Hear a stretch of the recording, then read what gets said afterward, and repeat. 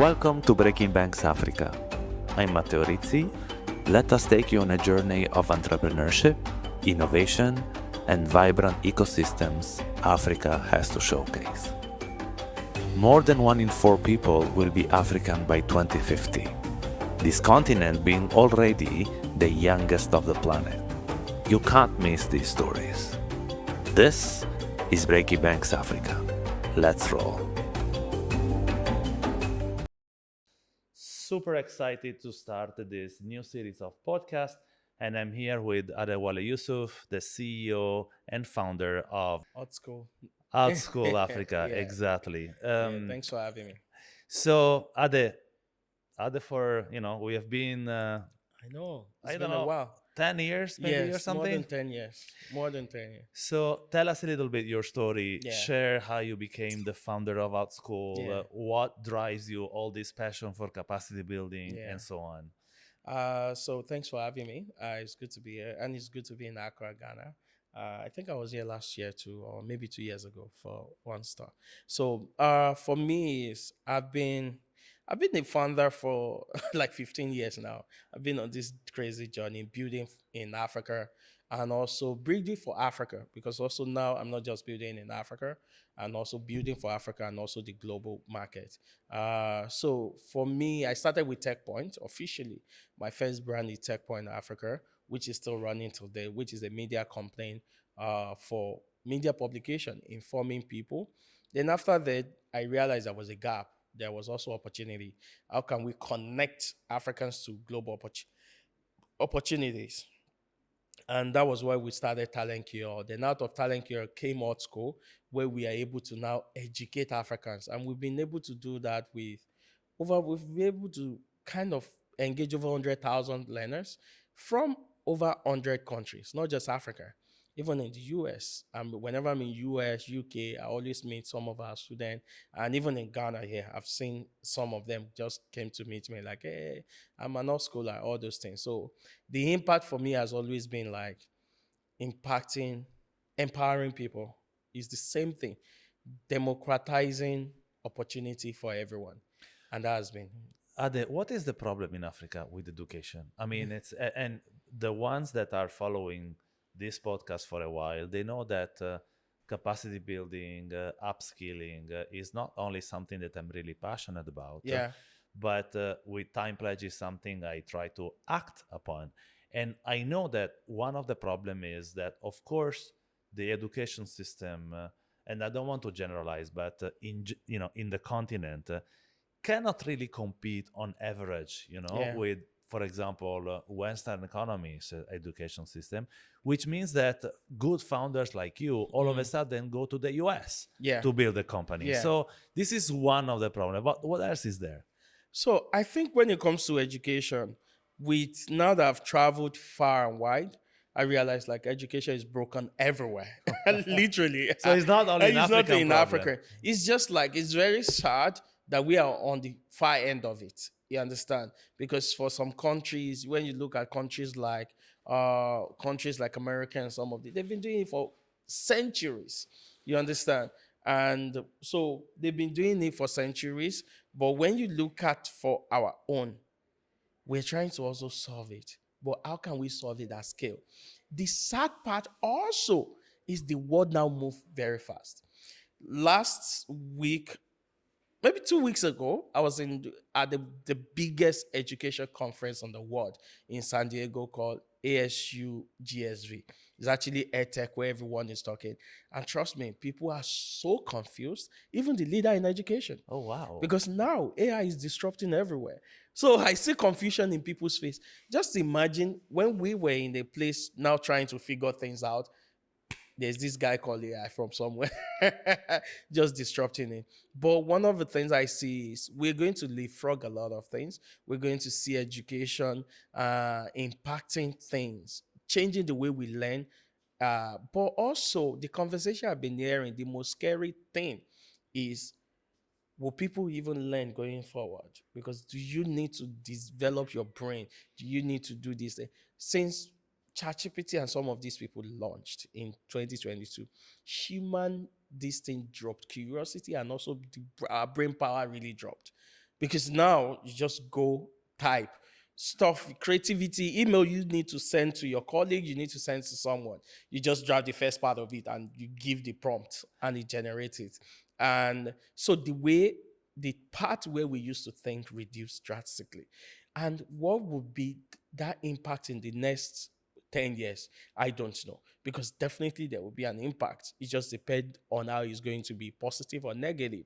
And but for us, Africa will continue. We don't have enough infrastructure. We don't have enough classroom. We don't. And we can't build enough classroom to actually get people into it. And the method of change learning is changing. And there's just no straight answer right now. And while we're still figuring it out, there's now AI. I mean, I look at professor. I myself, I built agent, and I started training the agent, and I realized, like, wait a minute, this agent can be super powerful than a professor in Harvard. But actually, I don't know if you agree, but when you think of the impact of the AI, it's Yeah. almost like now we used to teach how to code, and now we are probably going to teach how to uncode or to not code. Yeah. Which is at the same time an opportunity and a threat. Yeah. So it's a threat because it makes obsolete the whole education system.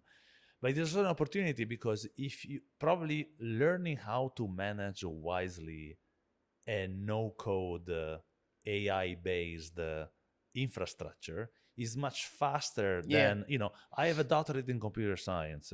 It took 5 years and sweat and tears. Yeah. Back in the days, I started with no email. So that Yeah. was a long time ago. Yeah.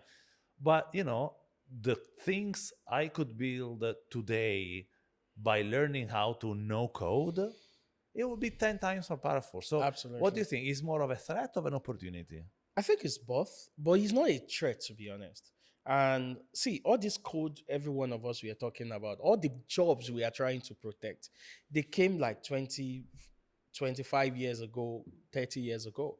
Because when you look at some of the companies that make it famous, Google and some of these things, they're not that, they're not 100 years old. So it's the way of life that need to change.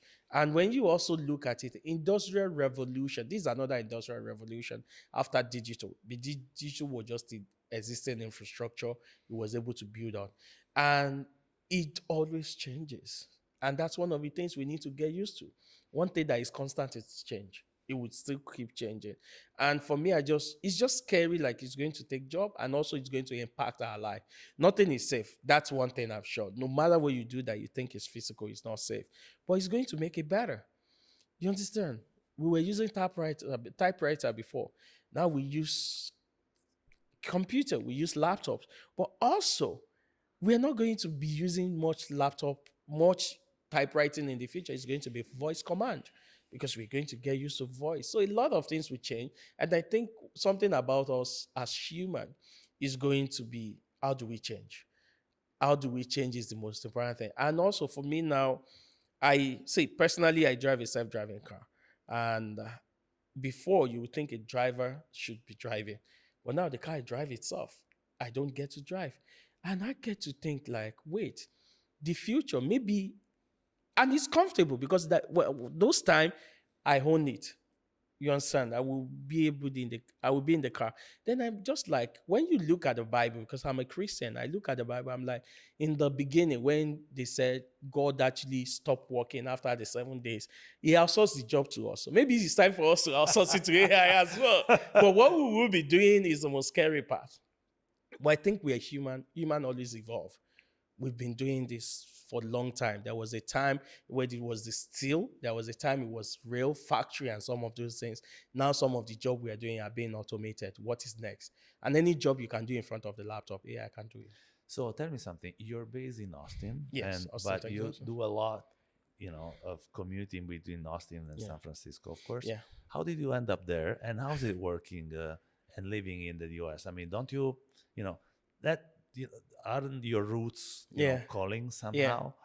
See, I think for us, you get to a time, number one, to start, you just get to a time like you just also evolve. I've built across Africa, I've moved around. Then I got to a time like, okay, what is next? I just went to the US. I'm like, oh, okay, not bad. And San Francisco is scary. I You go need to every give me quarter. a lot of money to live in San Francisco, to be I honest. know, I know. I don't think I will live there as well. No, I don't think I will live there. I said before I leave there, I have to be making minimum of $20 million a year to be, because I need to buy somewhere, a very nice place inside San Francisco downtown. But San Francisco is scary. But the reason I go every quarter is simple. People are always disrupting that place. There's now, before, it used to be unicorn. Oh, a company that is $1 billion.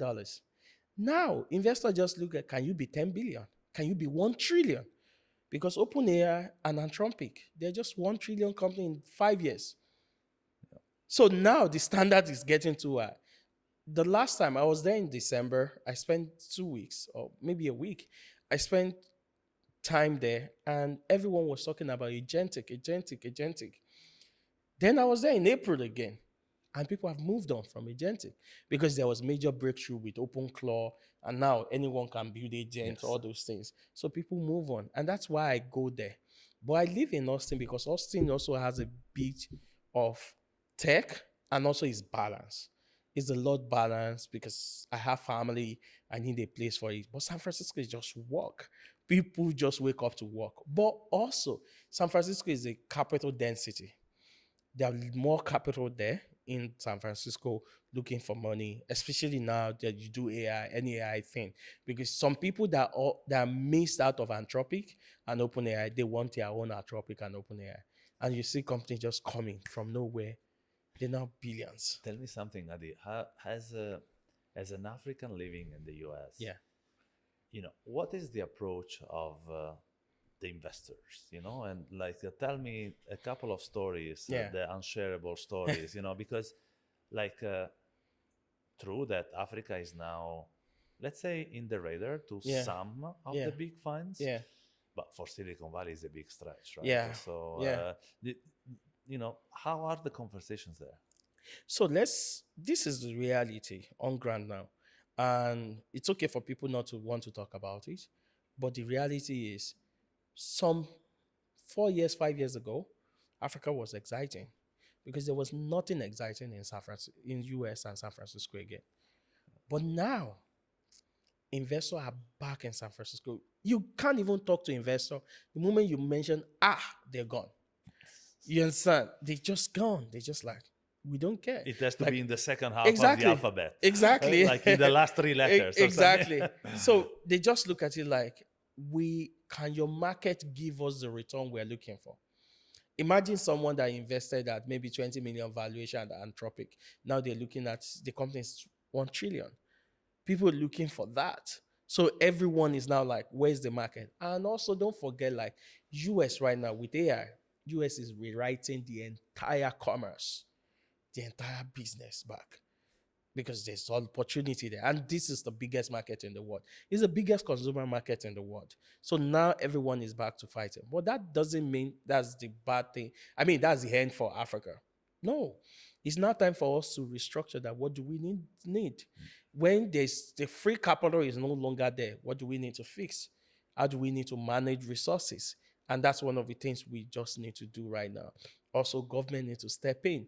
The local capital need to come in and help people. So we need to do business. And also private equity is also looking at the market. Now it's a different time from 2022, 2021, 2020, when everyone was crazy, everyone was digital. And so, but AI is changing the landscape right now, and that's just it. And for me, yeah, the calling is Africa. I build for Africans more than I just think I'm building for Africa. So I can build for Africans anywhere because Africans are in the US, they're in different places. And that's what we see. AltSchool has learners from over 100 countries, not just Africans. I've seen someone from Mexico. I see a Mexican that is at AltSchool. I've seen one of our best students late last year was from Jamaica. She's never been to anywhere here. So we built something that is global. And that's one of the reasons why I'm positioning that whatever I'm building now, what is global. And that's one of the things I'm trying to do right now. Like, one of the major problem I had at AltSchool is what I'm stepping out to solve now, because it's still part of the talent ecosystem I'm building. So yeah, you mentioned that you will keep building, right? So Yeah. there is a next phase. So Yeah. now you're like recruiting someone Yeah. to oversee AltSchool, and Mm. then the idea is you're building something else, right? Yes. So we are the board. We are in a place where we are hiring someone because for me, I spend more time in the US now. So and Africa operations sometimes you just have to be here to make sure you do.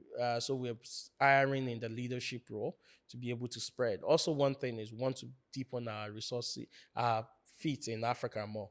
But for me personally, one of the problem I'm trying to solve is leadership. Recently, Money Point CEO got really some strong backlashes on social media when he mentioned about talent we don't have. And for me, we have the talent, we just don't have. We have a skill gap, we have experience gap, which is the problem. We don't have talent that have skill to 1 billion, 5 billion. We don't have that much of them. The density is not there.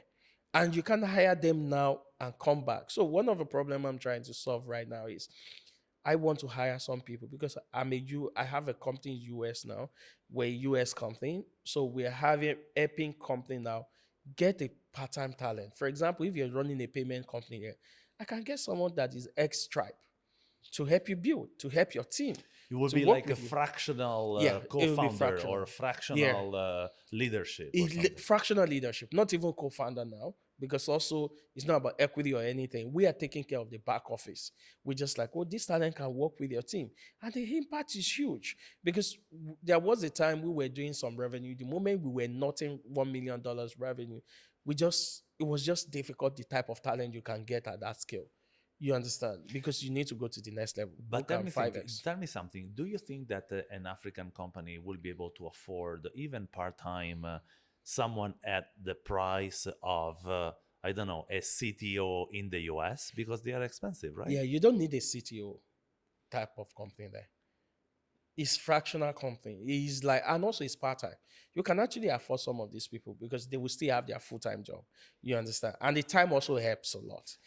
We've been doing for a very long time. We've been shipping talent to US, work with this thing, but now we need to fix our home too, and we need experience. Someone at Amazon understand how to scale business, e-commerce, than someone here because they've done it.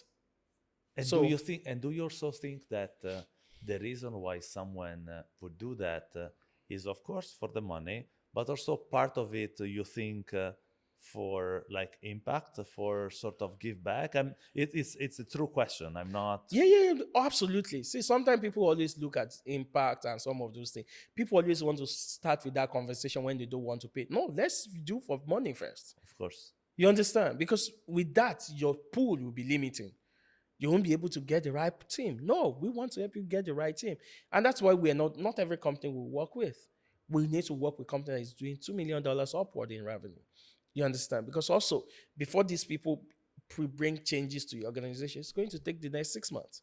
So, or next 3 months. Can you pay them for that amount? Can you pay them for that long? And also, don't forget that these people will also help you generate revenue. Sometimes we do this thing like, oh, penny wise, pound foolish kind of a thing. We want to hoard the mistake. It's a mistake I've done. We want to hoard what we have in hand. Why not trying to get the next thing? Absolutely. Because these people will provide value on your system. They will scale your team. And it's going to be a painful process, but a solid process. These are not consultants. They work with your team because consultant word is abused. Consultant will just come, they will build process. Who will execute? No, we need execution. We need someone that can say, hey, I have 1 billion, I've processed 10 billion. We need someone from JP Morgan to help a bank in Ghana and say, okay, we can actually, this is how we did this thing. Or bank in Kigali, or in Nairobi, or a fintech in Lagos. Just say, this is what we did at Stripe. This is how I did at Stripe. This is what we did at Stripe. Those talents are what we're doing. But the moment we start our foot forward with impact, we kill the conversation. Right now, I'm not doing it because for me, I just wish I had those type of talent. Imagine when we were just knotting that roof. We get someone from Coursera and say, okay, when we were at $1 million, this is how we scale to $10 million. The conversation will be different. The pain will be different because eventually we will burn out and we won't be able to scale. And also, that's one of the things. So I spent time in San Francisco I was with a lot of African talent, and I realized because whenever people are coming to US, they reach out to me. But like, we don't have the network, we don't have the strong stuff. Because investor in the US, when they see number and proper structure, they won't have a choice. They will invest in it. But we don't have proper structure. Does the company have a name already? Yes, it's called Blue Work. Bluework.io. Blue Work. Okay. So blueworkforce.io. So it's just bluework.io. That's what we did. I'm officially even mentioning it here, and also trying to use this conversation to actually talk to people, because we just need to fix our home. I was at San Francisco. I mean, I spent time in the US and all those things, and being African is always going to be part of me. I can't drop it, no matter how much I see. And I'm also one of the few people that is privileged in the sense that I'm not tied to any company. Some of my company have been running fully. I've been a founder for like 15 years now. So this is what I do. But I see this gap. Every one of us, we just need talent to help us. And there's no way you can build a cat to be a lion. But if you process, these people come, they train, they build process for your team. Your team also realize, like, oh, this is how to scale this structure. I've worked with some talent. I mean, I've had conversation, get to work with some talent at Amazon and some of those things. Whoa. The way they think is just different. Another league. We will be following the progress forward, my friend. And I hope that when you come back in our next event, you will tell us the progress. Absolutely. And if you know also any founder, I would should be making a post soon. If you know any founders that do it, but we don't work with any founder, let's be beyond like $1 million revenue. We don't, because also you need to get to $1 million before you scale it.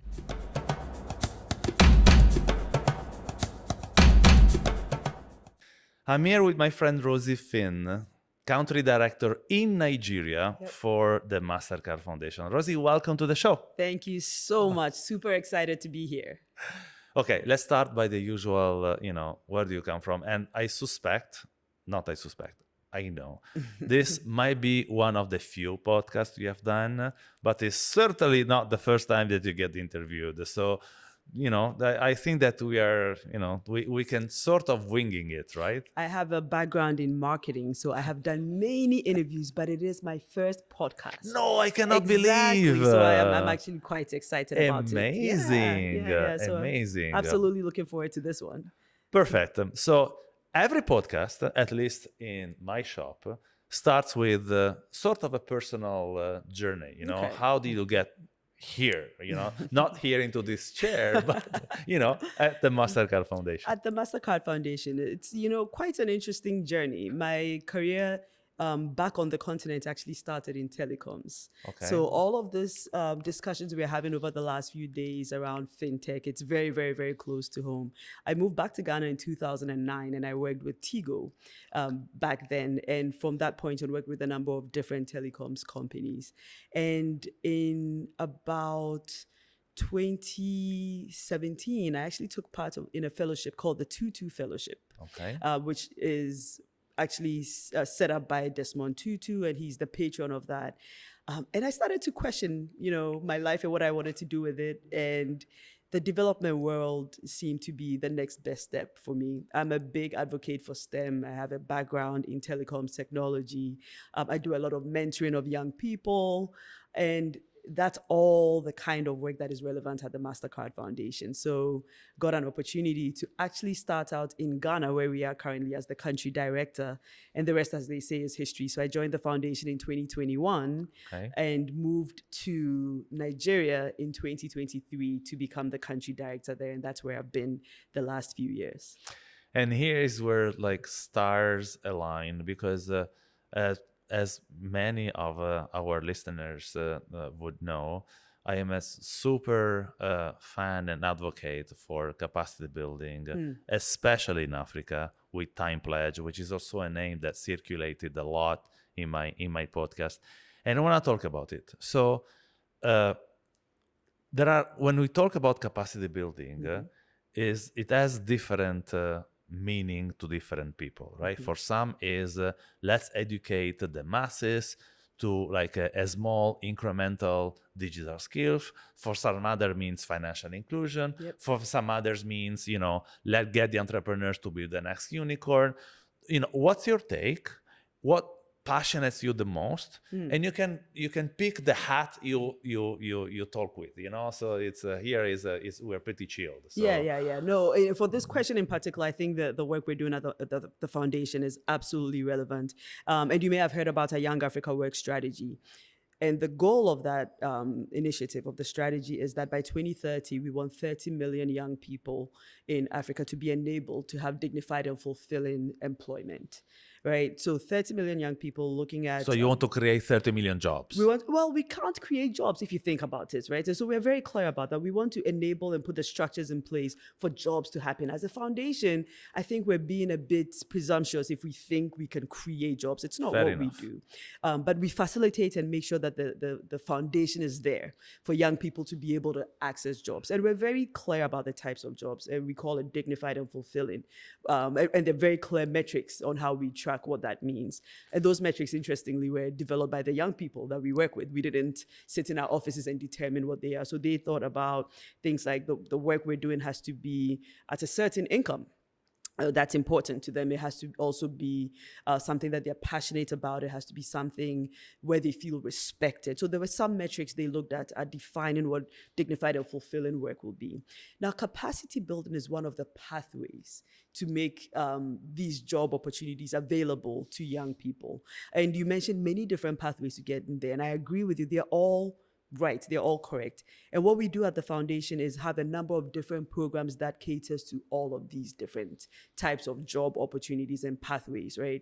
So we could have a program that is in the northern part of Nigeria, which is with rural women in the agriculture field, right? And we're helping them with production and giving them inputs and telling them about good agricultural practices, and that's the capacity building you're giving them.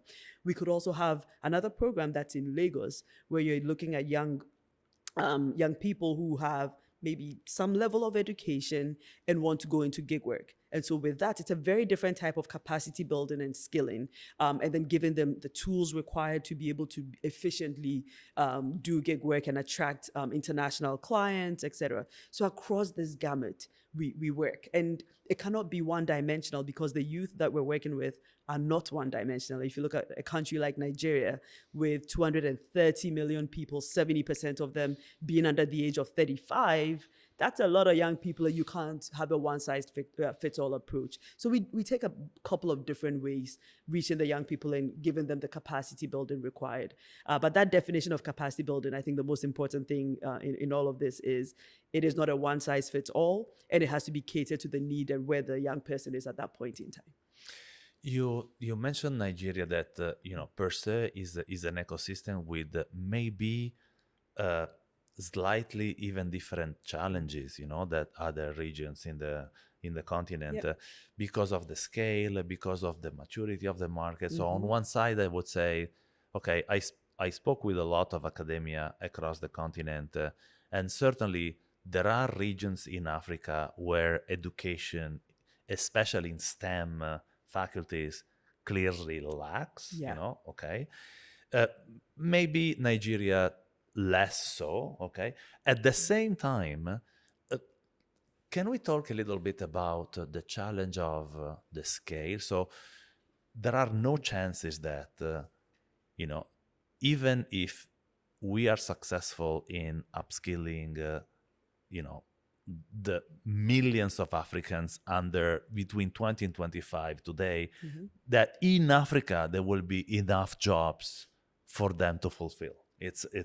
You're 100% right. It's a fact. Yeah. Okay. So what are the avenues to overcome this or to tackle this?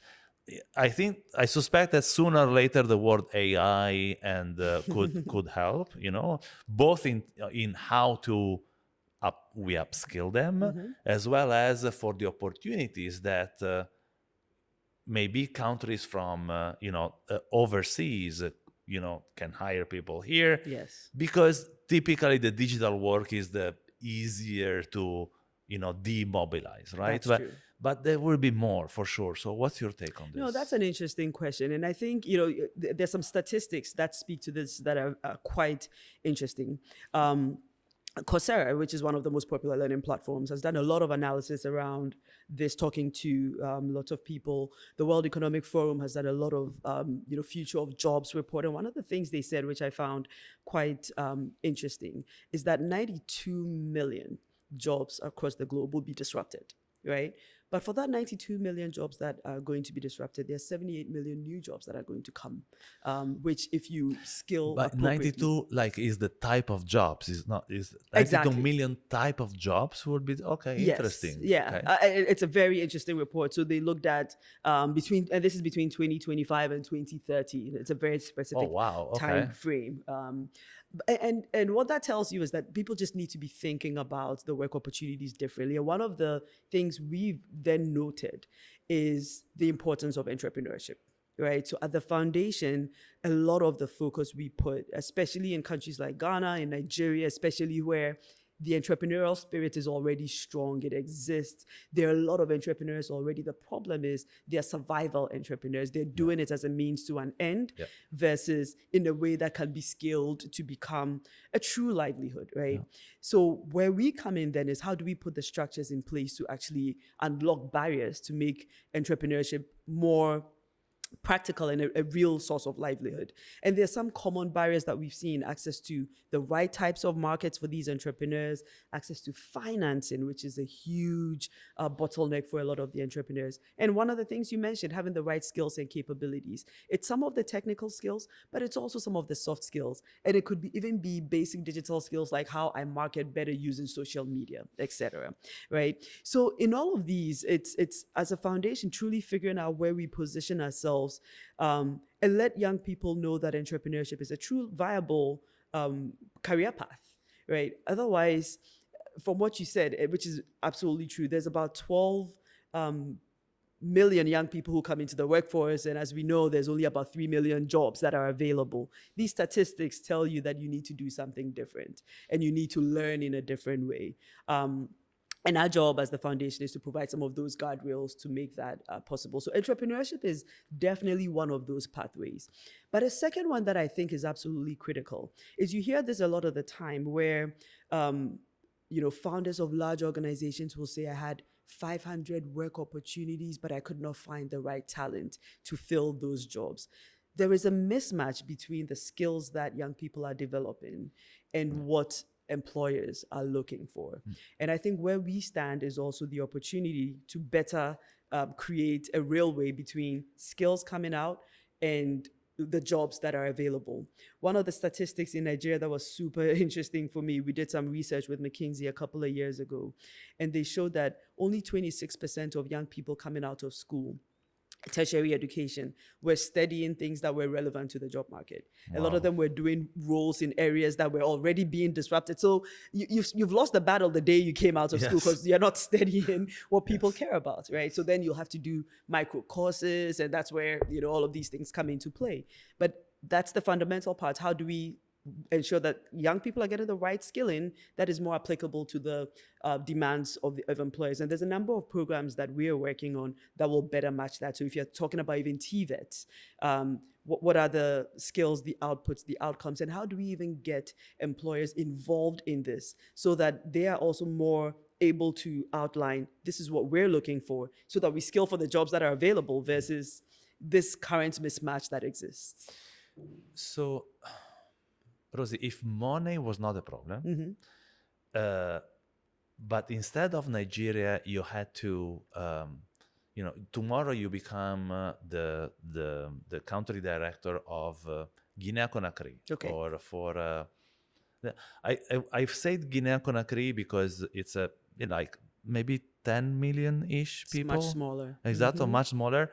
Francophone, so a different culture as well. With a sort of, and of course, assuming that, language was not a problem either, which I'm pretty sure it isn't. So what would be like the first 3 or 4 things that you would do? Because in Nigeria, the infrastructure is there. And also, let's say that it's easier to find co-investors or enablers or even institutions to fund to be able to deploy. You Yeah. guys cannot do everything yourself. That's 100%. not the principle, right? At all. So how different would be, or how different would be the approach in a much smaller country? It's an interesting question, but this is the interesting part about the scale of a place like Nigeria. The things I can do in the south of Nigeria, Lagos, etc., I can't do it in the north of Nigeria, which is almost like a different country. Oh wow! Okay, I didn't think of it. Because of the issues and the insecurity, you can't even get to that part of the country. It's a completely different world, and so those problems actually do exist there. But let's go back to your principle, which is if it was a much smaller, different country, how would the approach be? I think there's some fundamentals that remain the same. In Africa and across most of the continent, agriculture is still one of the most viable work pathways. You would start there, basically. We would still start there. It would be my view. And we have done a lot of, when we were thinking about moving our operations to Africa fully, which the foundation did around 2019, 2020. We did a landscape of most of the countries. We're currently in 7 of those countries, but we have a pretty strong understanding across. And when I say we're in 7, that's where we have physical offices and presence. In all of the other countries, we actually have work that we do through partners.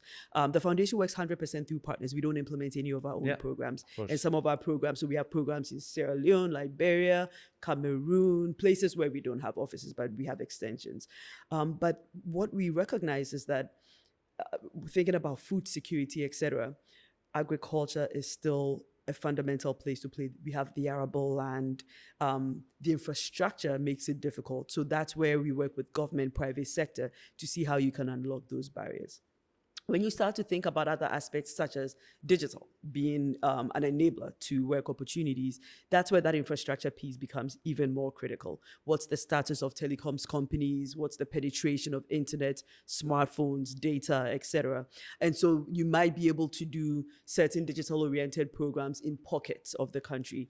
And again, that's the same as in Nigeria. The digital programs that I do in Lagos, in Enugu, etc., I cannot do in certain parts of the north because the young person there, the young woman there, uses her brother or her uncle's phone, doesn't have her own digital device, etc. But yeah, I think in a nutshell, Agric becomes that first play for us, and it unlocks a lot of opportunities. And when you think about Agric, across the entire value chain, primary production has a role to play, but where young people get excited is in the agro-processing and a little higher up.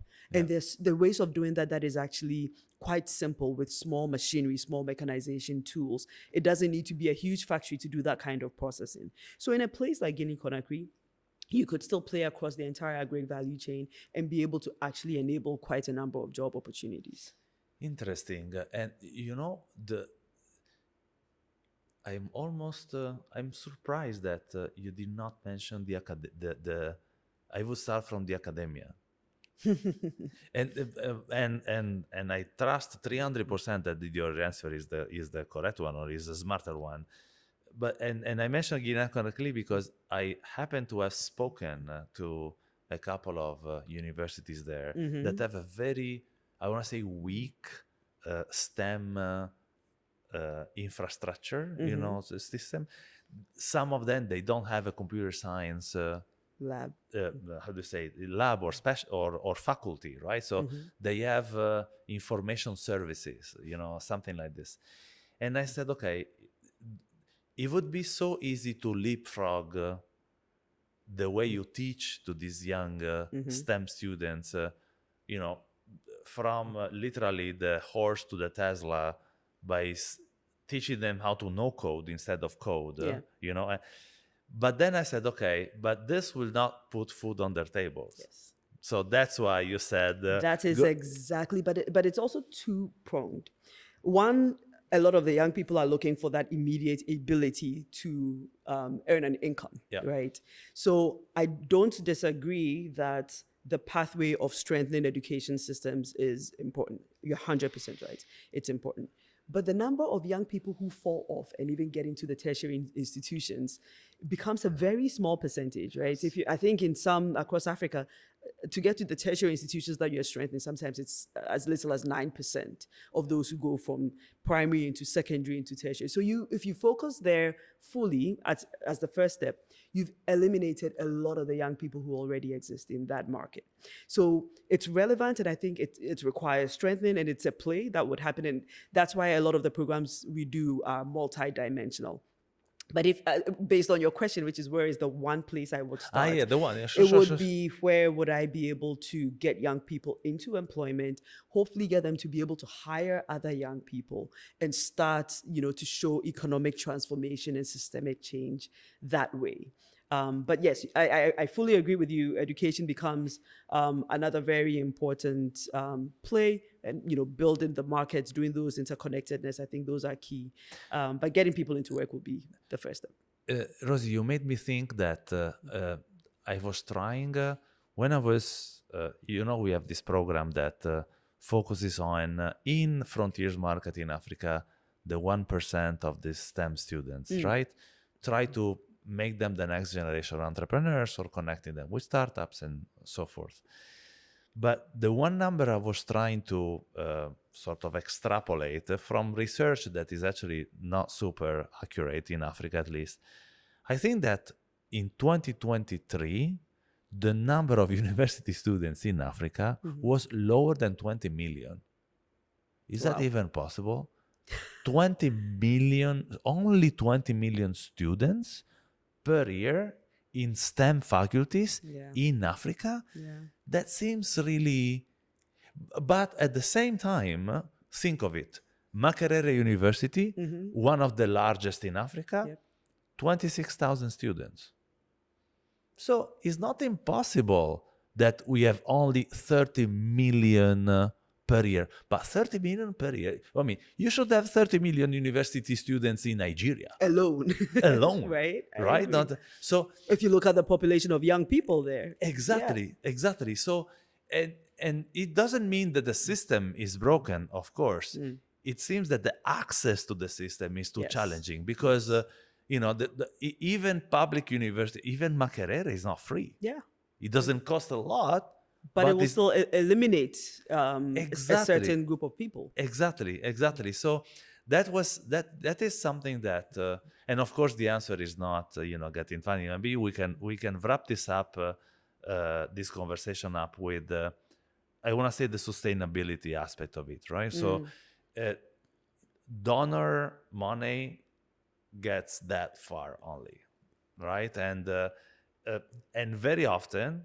This is also true, by the way, for some of the African startups. I call them the Olympic Games of startup challenges, right? Because a lot of entrepreneurs, they just go from one challenge to the other. The price is 5K. With 5K, they live another 12 months until the next challenge. 5K. Exactly. And the Olympic Games of it. And even if it's 3K, that's okay because they participated to 15 challenges per year, and some of them, gets onboarded. You agree that self-sustainability should be the goal of each one of these projects. Yes. But when it comes to capacity building, it's a bit harder to measure, right? Because but what's your take? I mean, you are on the privilege. I always say that we're on the right side of the money because you're the one who... Given it. Exactly. So, but when you are one of your partners, some of your partners, maybe too, they are doing the Olympic Games of donors' money, right? Because they are trying to get... And I don't think that self-sustainability is actually pursued enough. It's a fair point. A couple of things. I remember in going to some of these pitches that we facilitate, and seeing the same participants from one to the next. And I would sit there and scratch my head.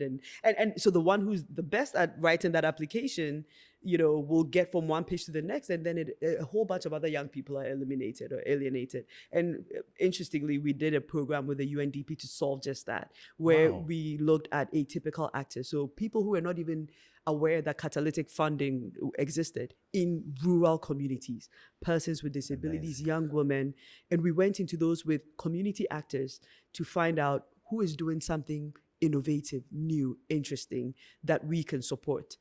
And we have found so many amazing ideas. There was a young woman who was lighting bulbs in her house with urine, right? And it's just been incredible to see the kind of talent that exists who will never make it to these stages. And it's a part of our job to go and pursue that, not just, sit where we are and wait for the young people who know how to And you're among the really few who are doing this, right? This was one specific program, and it's actually gone quite well, and we're going to expand it across a number of different countries. So I'm excited to see where that goes.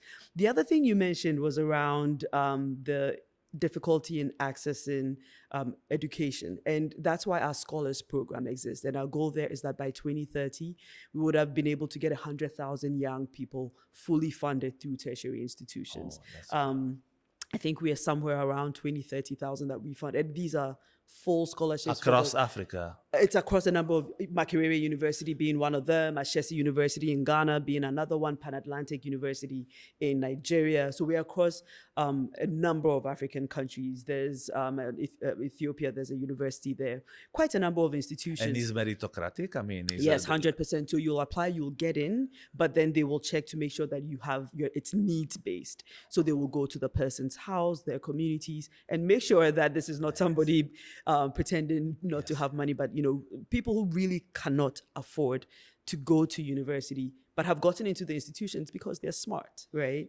But couldn't go if there wasn't support. And we fund them 100%, clothes, laptops, devices, houses, a stipend so that they don't have to worry about food, etc.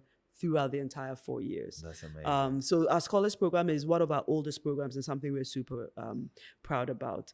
But to your last point around sustainability, and I think this is where as a foundation, we are very clear that we can't do it all by ourselves, right? We have a role to play.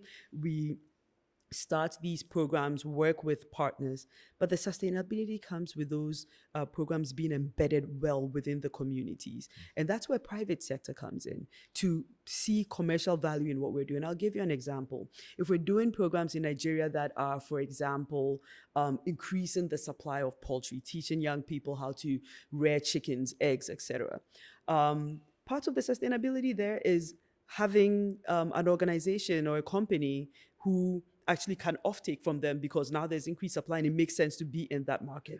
And we as the foundation actually showing the fact that in this community now, 100,000 young people are now rearing chickens. You can actually set up to process, and then you can now sell to the bigger retailers, because the young person won't have the opportunity to reach, some big retail store. But an intermediary who's a private sector company can come in, and that's where you start to see the value chain being filled the right way. And the role we play is facilitating that. When that happens, government sees that, there's actual increase in poultry happening. So they can now say, okay, we're going to actually support by putting policies on import of poultry that the native economy can actually grow. And that's where our conversations with government comes into play. Hey, demand has actually increased. So you can now do something about all of this imported poultry from Europe, etc., that's flooding the market. And because it's old chicken, it's so cheap that the local economy cannot compete, right? So those are some of the things that actually, working with government, working with the private sector, working within the communities to make sure that they have ownership, keep our programs sustainable beyond our funding, because we won't fund forever. Rosy, it's fascinating. Thank you so much for this conversation. And I must say that I've learned more about the Mastercard Foundation in this podcast with you that I have ever learned in the past years. And it's actually fascinating the work you're doing. And I almost want to say thank you, in the names of all the life that you upskill. Thank you very much. We're grateful and humbled to be able to have the opportunity to do this work, right? So we think it's an important service to the continent. Yeah. Thanks for listening to Breaking Banks Africa, a Provoke Media podcast in cooperation with timepledge.org. Don't forget to share us out or shout out across social media. If there is something or someone you would like to hear on our cast, let us know. See you next month on Breaking Banks Africa.